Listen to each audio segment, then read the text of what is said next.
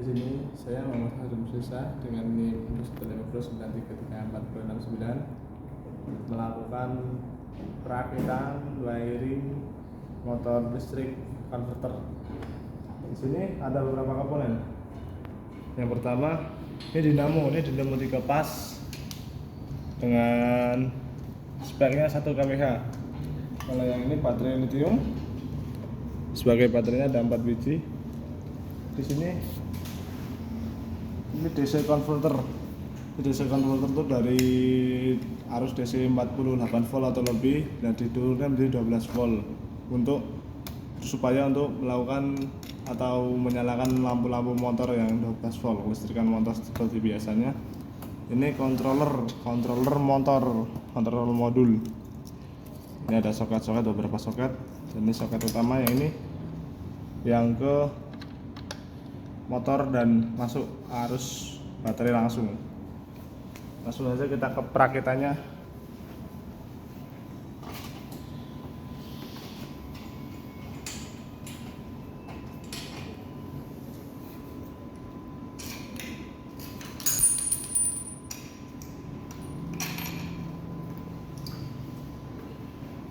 Controller berada di tengah.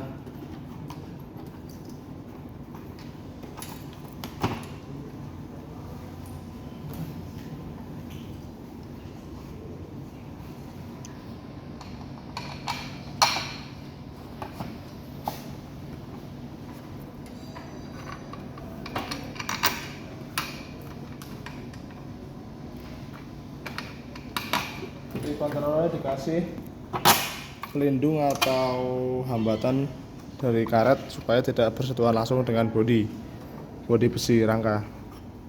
Lalu ada beberapa kabel besar. Ini kabel 3 besar utama, ini kabel 3 pas dari motor. Ini ada kabel biru, hijau, kuning, kita masukkan sesuai warna.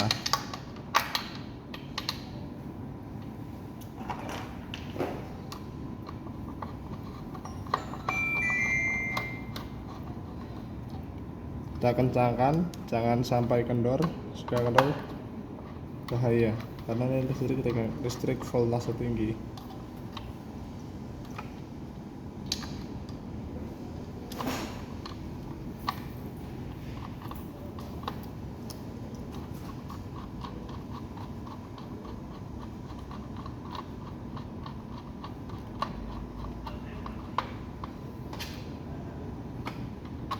Lalu yang ini paling ujung sini B+ tuh arus positif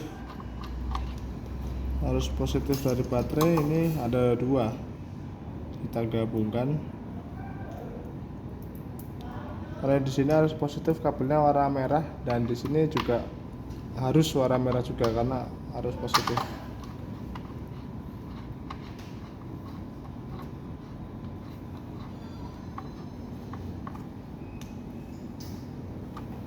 Terus ini yang terakhir kabel massa. Mana kabel massanya? Hitam tadi. Nih, kabel massa hitam 1. Hitam cuma 1, 2 ding kawan-kawan. Ada 2. Kabel hitam massa.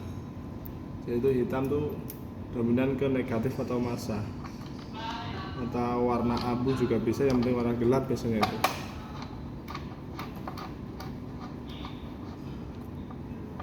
Kita kencangkan. Setelah itu ini ada soket controller atau sebagai pengatur speednya.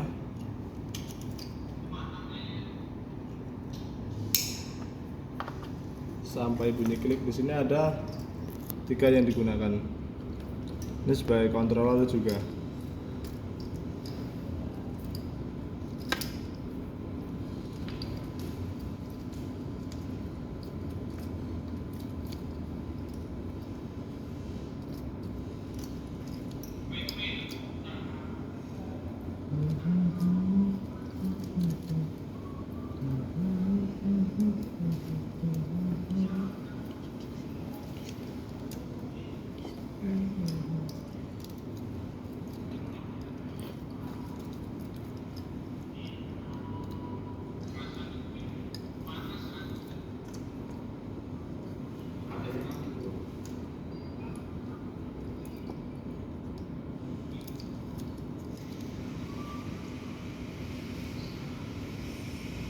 4 2 3.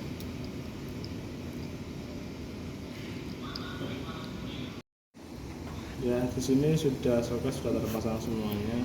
Yang kita gunakan hanya 3 soket ini. Lanjut kita perangkat ke baterai. Baterainya pas semua.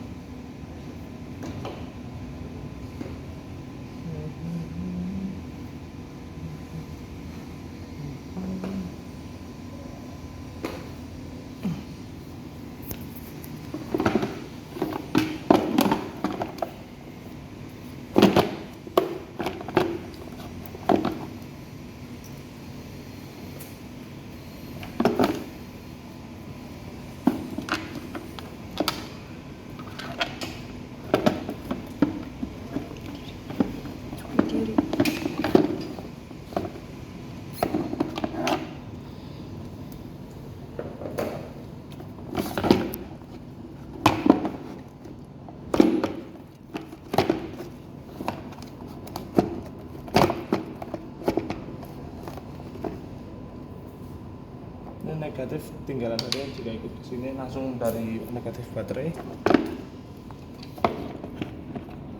Ini harus positif ke sini.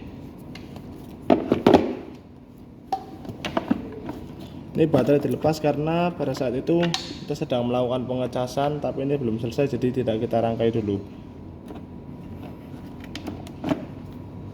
Baterai masuk ke saklar atau MCB, bisa disebut MCB DC. Ini masukkan ke sini plus.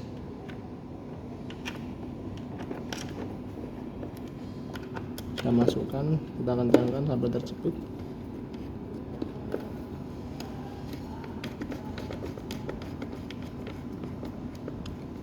Sampai kabel kencang, jangan sampai ada goyangan dan kendor. Plusnya sudah, lalu ini minus kita masukkan ke baterai lagi, ke baterai controller B- atau negatif. Kita masukkan.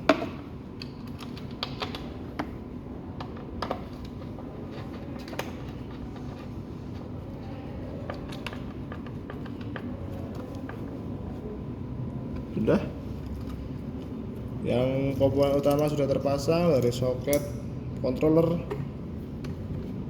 3 kabel 3 pas. Kabel 3 pas ini sudah terpasang semua, kabel plus dari aki atau dari baterai, kabel minus dari baterai sudah terpasang semua. Setelah itu untuk perapian kita dirapikan atau dimasukkan di sela-selanya. Jadi jangan sampai berantakan atau terkena air kalau bisa, karena ini soketnya rawan air untuk soket-soketnya. Untuk di baterai kita melakukan pengikatan. Dia baterai itu harus kencang diikat, jangan sampai bisa goyang-goyang. Sudah. Selanjutnya kita memasang ini konverter dari DC voltase tinggi ke DC voltase rendah, agar apa, untuk kelistrikan motor 12 volt. Pasang di sini, kita letakkan di sini. Kabel DC mana? Nanti kita letakkan di bagian sini, kita ikat dengan kabel DC. Sudah, saatnya kita inspeksi. Mulai dari baterai, komponen baterai menurut Undang-Undang Permen-Hub RI nomor 39 tahun 2023, inspeksi motor listrik. Yang pertama, baterai terpasang kokoh dengan pengunci pada sepeda motor. Baterai terpasang kokoh pada pengunci, ini tali sebagai penguncinya, jadi sudah masuk. Baterai yang terpasang pada sepeda motor dipasang dengan kuat agar tidak berubah bisa digunakan. Ya, ini sudah ada tempatnya dan sudah dikunci dengan kuat, tidak akan berpindah tempat atau kemana-mana. Baterai dilarang ditempatkan pada posisi yang memiliki resiko kerusakan yang tinggi saat terjadi kecelakaan. Baterai pada motor ini sudah ditempatkan di tengah atau jauh dari posisi kecelakaan. Seperti posisi kecelakaan dari depan atau belakang. Dari tabrak depan, tabrak belakang sudah aman. Di baterai berada di posisi tengah dan terlindungi. Ditempatkan dalam satu pak atau wadah dengan rangkaian baterai. Ya, ini dalam ini sudah satu pak atau satu wadah. Tapi sayangnya dalam baterai ini nih masih baterai lithium ini masih belum satu pak, dalam arti itu 48 volt, tapi belum satu pak atau satu packaging satu paket itu belum. Ini masih sendiri-sendiri 12 volt, 12 volt, 12 volt, 12 volt. Yang masih kurang ini sih, kurang satu pak itu.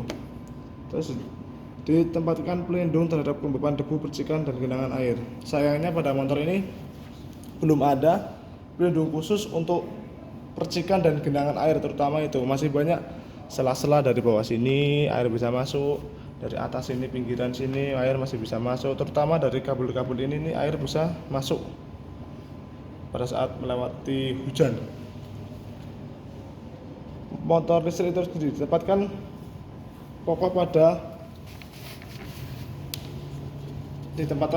sepeda motor dengan mempertimbangkan getaran yang timbul ketika kendaraan beroperasi ya. Motor listrik berada di tengah atau ini center of gravity, tempat yang pas untuk wadah motor. Di sini motor pas di posisi bracketnya pada posisi rangka sudah besi tebal dan pastinya akan minim getaran. Ditempatkan langsung dengan roda atau menyatukan dengan transmisi. Jadi motor ditempatkan, motor sudah pas dengan rantai atau transmisinya lurus tanpa ada kemiringan.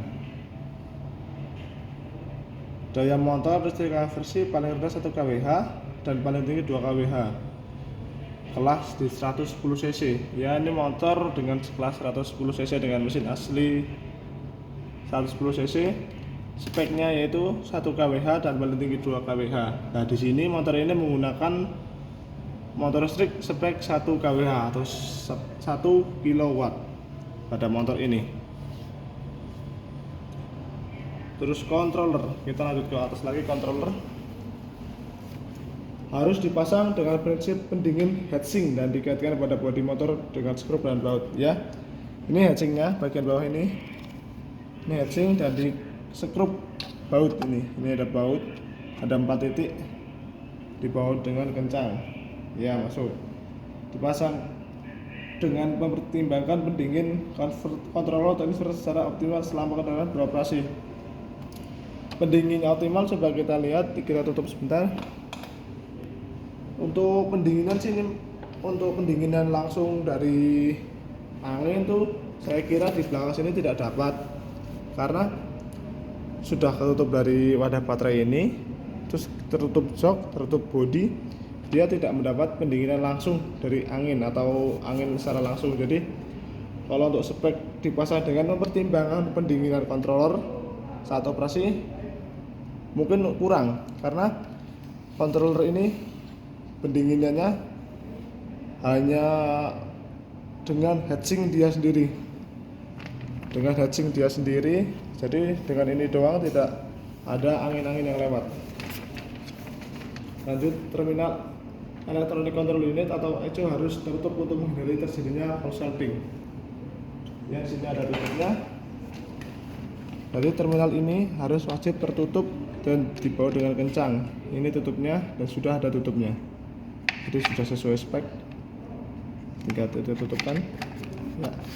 Jadi sudah tidak akan terjadi korsleting jika ada serabut-serabut atau kotoran yang membuat konslet. Komponen peralatan pendukung. Ini semua koneksi ke sistem tegangan tinggi harus menyatu sedekat mungkin dengan baterai, termasuk kabel kecil, kabel sensor short arus atau voltmeter ya. Terus ya, ini udah sangat dekat ya. Ini baterai dan controller sudah sangat dekat, kabelnya juga tidak terlalu panjang, jadi semua dekat-dekat. Masih sudah masuk ini pada spek ini Yang kedua, saklar isolasi pembelian harus terpasang di posisi yang mudah dijangkau dapat melepaskan kedua katup dari baterai. Ya, ini saklarnya berada di sini. Saklarnya sudah ada, namun sayangnya penempatannya tidak mudah dijangkau. Untuk menjangkau saklar ini kita harus membuka jok dulu, membuka jok dan harus mematikan atau men-switchkan saklar ini. Ini untuk tempat yang efektif itu kurang, jadi untuk yang ini mungkin ada perlu perubahan lagi penempatan di mana yang sangat atau yang bukan yang sangat, yang mudah terjangkau tanpa melakukan pembukaan jok atau gimana. Yang ketiga, semua peralatan motor mendukung sistem sepeda motor listrik berbasis baterai harus terisolasi dengan baik, mempertimbangkan sistem tegangan operasi dan tidak terhubung secara elektrik ke sasis atau sepeda motor, serta secara efektif disegel atau tahan terhadap intrusi debu dan kelembaban. Semua soket-soket ini, terus yang ini, soket ini sudah pastinya aman, tidak menempel dengan rangka. Dan untuk kelembapan dan debu dia soketnya sudah masuk. Untuk kelembapan debu dia sudah bagus, sudah bisa. Jadi ini juga ada pelapisnya agar tidak bersentuhan langsung dengan rangka. Kabel listrik dimasukkan ke dalam rumah pelindung tertutup rapat dan kaku. Kabel listrik ini sayangnya pada spek yang ini nih, kabel listrik masih terbuka, banyak yang terbuka dan belum dirapikan atau masih belum ada rumahnya. Jadi ini masih belum masuk spek yang ini. Kabel listrik yang membawa beban arus tinggi atau beban tegangan tinggi harus berwarna oranye, dan jika kabel listrik disembunyikan dalam saluran tersebut harus berwarna oranye. Ya, ini kabel tegangan tinggi ada ini 3 ini, besar dan tidak berwarna oranye, tapi ini masih dalam waktu speknya karena kabel tegangan ini tidak terlalu tinggi. Jadi speknya itu yang untuk sesuai ini tidak masuk, tapi untuk ini tidak terlalu tinggi. Jadi masih dibilang tidak masuk, ya tidak masuk. Kabel tegangan tingginya warna biru, hijau, dan kuning dalam satu wadah besar untuk rumah ini sampai ke motor. Kabel listrik diposisikan pada sasis atau bagian struktur lainnya. Ya, kabel listrik diurutkan atau dirapikan mengikuti jalur sasis agar rapi. Sudah. Kabel listrik yang memiliki koneksi listrik dengan perbedaan tegangan yang besar kemampuan arus yang tinggi diposisikan terpisah. Sayangnya pada penataan kabel pada rangka ini kabel tegangan tinggi atau voltase tinggi ini masih menyatu dengan kabel wiring motor atau wiring sederhana motor ya, berupa untuk menyalakan lampu, klakson, rating dan lain-lain, itu masih menyatu. Makanya untuk ini harus kita pisahkan besok agar sesuai regulasi. Memiliki tutup pelindung atau koneksi langsung termasuk terminal apapun kecuali di kompartemen tertutup. Untuk soket-soket sudah memiliki pelindung, terutama pada kontrol ini sudah memiliki pelindung. Pada baterai sudah ada pelindungnya. Kita menggunakan isolasi. Untuk inspeksi yang ini sudah masuk. Kabel listrik tidak membentuk tekukan tajam. Ya, pada kabel ini kita tidak melakukan tekukan tajam. Contohnya pada ini kita tidak melakukan tekukan tajam, kita mengurutnya seperti ini. Jadi tidak melakukan tekukan yang tajam, itu membuat kabel itu tertekuk dan mudah rapuh atau putus saat terkena getaran. Ini pun juga masih sangat longgar kabelnya. Ya, sekian dari inspeksi dan pemasangan wiring saya. Terima kasih. Assalamualaikum warahmatullahi wabarakatuh.